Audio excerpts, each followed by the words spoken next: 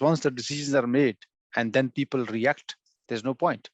So we need to pick up things right at that stage where we think that science should be brought in, and where the evidence say, we should take into account that evidence. If we are ignoring the evidence, what the science says, so we'll be doing all sorts of research, but there's no point to having that research where there is no use in the planning.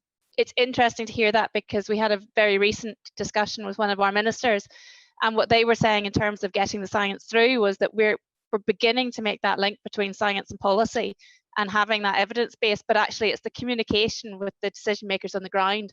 So just like you say, we can have the tools and we can have the science there, but we need to get that disseminated to the planners and the people that are actually making that decision. And it's that guidance that fits the two together is what I think we're really trying to work on at the minute. Yeah, I think that's very interesting. And I wonder if one of the reasons why the English planning system has become so divorced from the environmental sciences is because of course, in the old days, planning used to be under the Department for the Environment, and all of local government used to be in that department. And then we had the mega department with John Prescott, and it was all brought together. And then when that was broken up, we had DEFRA put off on one side, and then we had planning in with local government on the other side. And I didn't really notice it at the time, but looking back, it's almost as if we forgot then that planning was part of the environment, and certainly links to all that science around water use and all that is now quite divorced from the mainstream of the planning system. So definitely need to bring science back in somehow into the system. One of the first things I thought of when we were talking about the link between urbanisation and climate was that personal experience of natural systems and the environment. And I just wonder if there's a social element there, because one of the really key things we have to do is communicate the science to planners and to policymakers, but to the public, they have to be on board with this. And that communication is much easier when there is like that real life experience. So I just wonder if there's something in urbanisation where it's building in that disconnect between people and the environment that hinders that communication. I think one of the problems what I faced during my experience with the working with the local authority, I think most of the time the planners, they rely on guidance, and they rely on guidance from the Scottish government. But when we look at the Scottish government, so that's obviously looking at the national issues, but the local issues are sometimes ignored. So because the national policy is so much dominated, and when it comes down to local development plans and the policies are there. For example, let's say if Scottish government said, okay, we will be using ecosystem services at that, to mitigate the impacts of climate change. But when it comes down to local level, the biggest question is how. So you have already provided that guidance, you have given that policy, but when it comes down to a local authority, I mean, I worked for 17 years and I was struggling to get the message across to the planners. They just want to do the minimum. Okay, so there are things which the policy says at a national level, but how would you take it? So when I talk to DM planners, they say they need guidance and it should come from the Scottish government. So there's still a bit of a gap at that level. I don't know how would that gap would be filled, but from my personal experience, I think this is the biggest problem. Like I already said, science sits somewhere, evidence sits somewhere, but how you can actually get it across to the planner who's actually making that decision, the case officer, he needs to know what exactly the impact of that. So that is there, I think, where the Scottish government maybe need to put a bit more effort. I mean, I did the SCA for the National Planning Framework 4, the policy. I did that, so I was seconded just for like a couple of months. So, and I can see that it's a very good National Planning Framework. What they come up with is very good. But how would you do this?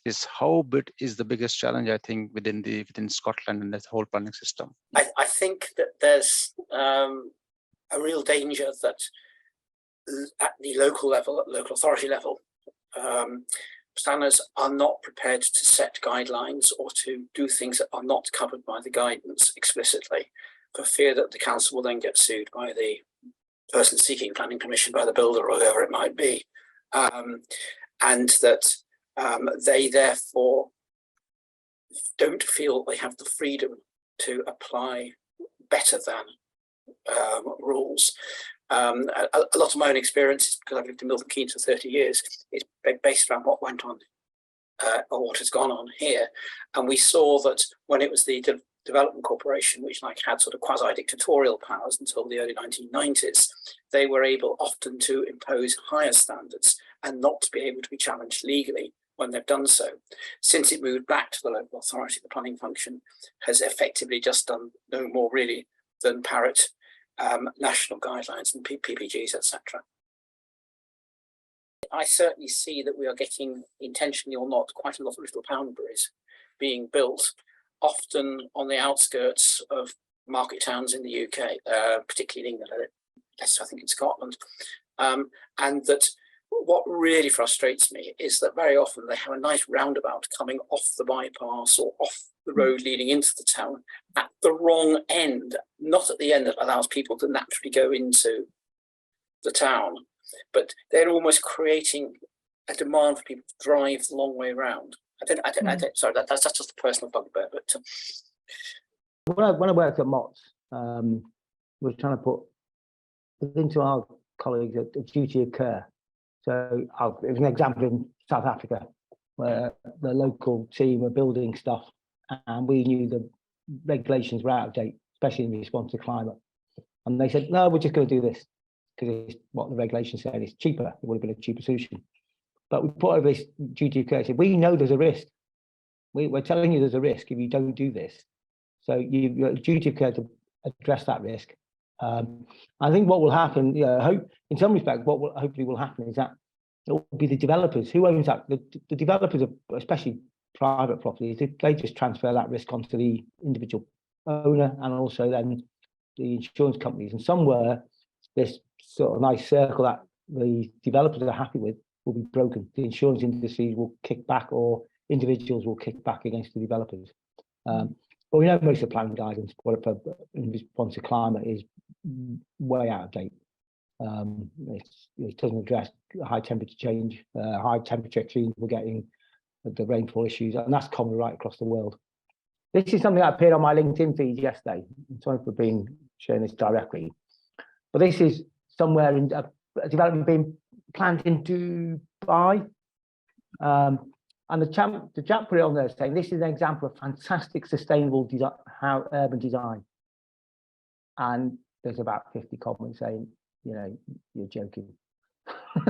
And he kept referring to people, but whether he's a marketing employee, I don't know, but this is what the thing looks like. When you go click on the marketing brochure, you can see something like this can be a joke. And then whoever put it on there, well, if you can find that on your feed anywhere. But that's the sort of thing that's happening. Far worse than, far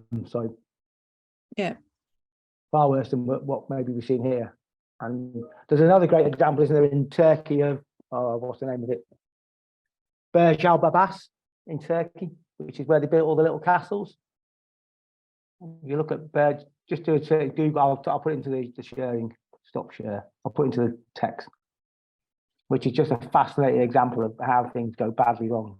Yeah, and if you pick any one indicator, if you pick density, you get density, but you may not get anything else. And God only knows who'd want to live in that.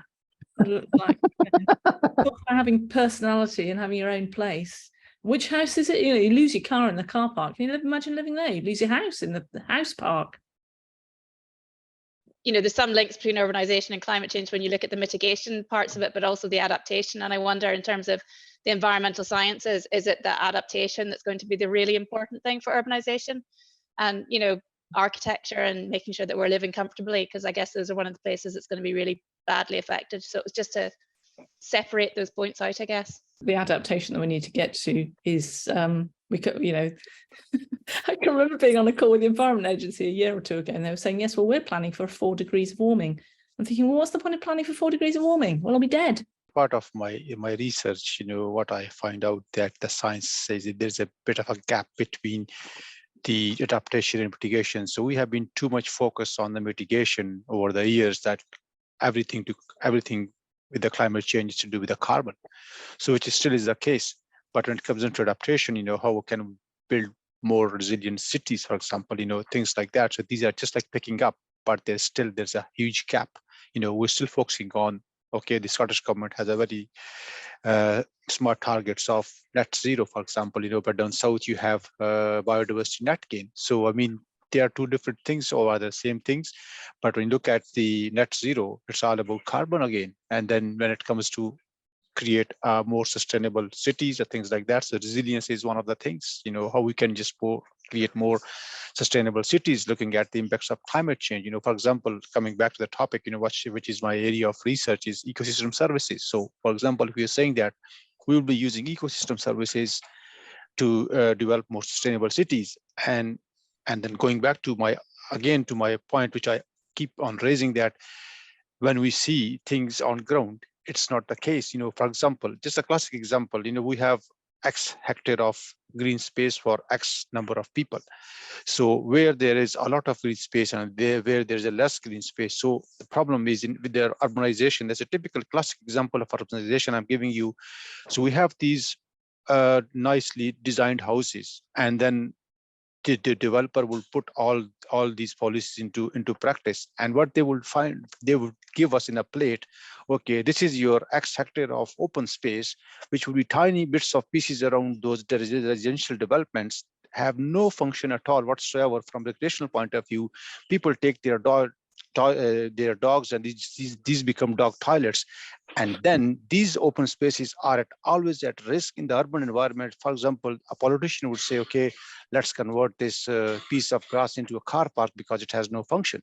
But when you look at the policy in terms of ecosystem services, yes, it does have a function. If this piece of grass reduces your surface water runoff, if you plant a tree on that, it has another function. So these are the things which we look into practice, or personally from my experience point of view, this is where we need to focus on. Yeah, okay, the resilience, adaptation is one thing, but we need to maybe move a little bit away from that heavily focused debate on these emissions and carbons. We talk about low emission zones, but if there are no trees there at all, there is no greens, we are not going to meet those targets at all, but just by putting these what you call the renewable energy technologies. So the environmental, when we talk about the science, environmental science, yes, we need to think like in a both way. So this is what I would say from my personal experience point of view, and this is what my research is, which I'm still trying to publish maybe, and then we'll see. I'm just comparing UK with Europe, so hopefully there will be some interesting results. So when I publish that, maybe I would be able to share that. Can I just say something a bit about the background of the adaptation? Well, there is a dichotomy up until about 2008, driven by the UK government. Adaptation was, in the IPCC and UNFFC context, was seen as a dirty word. It was almost seen as, if we talk about adaptation, we've been defeated. So the prime aim of the UK government, which is was definitely a driving force behind the IPCC in the first 20 years, was to push forward on the mitigation that we need to mitigate. Now, unfortunately, got to the point where we realise that we need to adapt and build resilience because the mitigation hadn't really worked or hadn't been implemented. So that's why there was that dichotomy. And we still have, we in that whole framework about the policies, the IPCC frames the climate debate, and that's split into 3 working groups, one on science, one on adaptation, and one on mitigation. And then they try and produce a synthesis report of all 3, which hasn't come out yet from the AR6. And there's a few special reports which try and link the lot together as well. So yeah, there's that history behind that. I think people find it easier. They understand we just need to reduce carbon, and that's an easy message to put across. And net zero is a nice catchy thing. Building adaptation and resilience is less catchy, and people don't really know what that means. People in a public context, not a expert context. Can I just say on urbanisation, we've concentrated on the UK at the moment.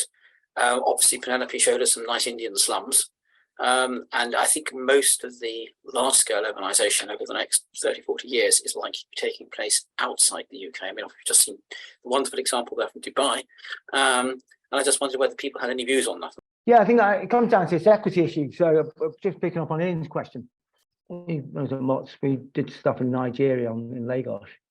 And some of the pictures of the informal settlements there built on rubbish that was floating by the sea walls. So they actually laid rubbish and laid waste in there, and they built the informal houses on top. Nearby were big brand new condominiums going up, with their own sea defences. And so they'll be protected. The more affluent in that part of the world will be protected. But the large numbers living in informal settlements just exposed to pretty high levels of risk. I think that's that vicious cycle of inequity is needs to be broken before we can really tackle all these problems, especially in the urban context, and about helping alleviate the poverty that exists in all parts of the world. We've got a comment in the chat now from Zhang Yu. Just to mention that there's a disconnect between climate change and air quality, for example, need more integrated policy. There's a whole suite of interlinking issues here that we're not doing a good job to connect up from a policy perspective. I'd almost like to disagree and that say that quite often improving air quality also goes with lower emissions, particularly in the transport sector.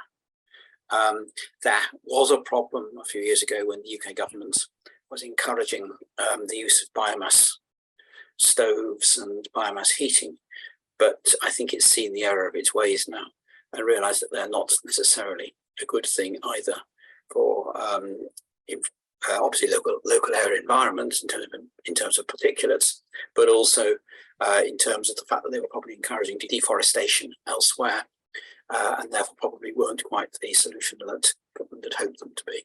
I would probably agree with Zhang Yu a few years ago, but I'm not so sure that it's the case now. There's a fair chunk in the BBC today, or is the Guardian, about wood burning stoves in urban areas in the UK. But we know that's a problem around the world, and we know that there's a big push to get a lot of people are off wood burning stoves because of the local personal levels of pollution they suffer, and also the urban issues as well associated with it. But there's definitely an interesting question there about how we can integrate policy across a broader set of areas to address these issues. And I think there's an interesting question then raised in Ian's response about pathways, that maybe this is something we're a little bit more into the future on, but maybe there's different forms of integration that will need to be reflected in the future. We'll need to get a better job at integrating in some of the other agendas. And that's maybe where we can also draw in the adaptation question. The other big one, which affects both climate change and urbanisation, of course, is transport and transport systems. And I think I alluded to that when I was suggesting that the planning design sometimes encourages people to drive rather than to use more sustainable forms of transport. But the slide that Penelope had showing access to public transport in different parts of the world, I think a very important one again. And it's something that we need to think about, and that is whether or not, or how we make sure rather, that good quality, affordable, and that's affordable in construction as well as in use, public transport is provided at the same time as we do urbanisation. It's not just public transport, it's active travel. We need to be planning things so that we can walk and cycle to the vast majority of things that we need, and we don't need to translate all our car movements into buses and other mass travel, because we just can't, it's too complicated. And a personal campaign of mine is when people talk about the fact we can't, the car is king, I say, well, why don't I have a right to cycle safely? You want to be able to drive safely, why don't I have a right to cycle safely? And that immediately changes the tenor of the debate with the person you're talking to, because they've never even realised that driving is the cause of people not cycling. So we definitely need to not forget active travel. Just very quickly then, so on that access to transport, public transport, so when Katrina hit New Orleans, or was about to hit New Orleans, the advice given to residents was leave. You better get out of New Orleans. I think the figures that I heard and remember was 25% of the population did not have access to transport of any form. So they were the ones stuck behind, and they were the poor communities who were stuck behind. So that has this access to effective transport. That's moving not just short distances, but they have to get about 100 kilometres, 150 kilometres away from New Orleans. AFTAB takes it with transport is the biggest destructor to the environment in the developing world where urban planning policies and systems are weak, which I think is a great point. Yeah, the thing I was going to mention was it's not so much linked to urbanisation, although it was everything is to some degree, but I was thinking more about chemical pollution and contamination.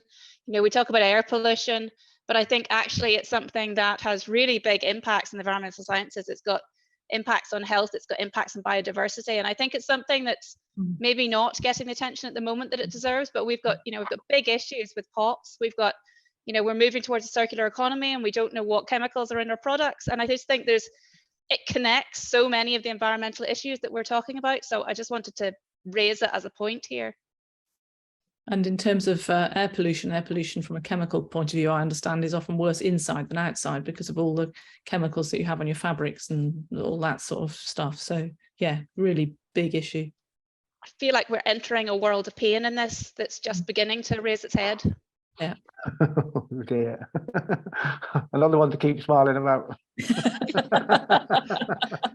But it is interesting though that we're almost at the place now where we would have been in various degrees of decades past for biodiversity or climate on this one, where we're now starting to get the science basis on a global level as well now, with a proposed intergovernmental panel on chemical pollution, in a way that maybe sets us on a path that is parallel but should have been part of that earlier conversation.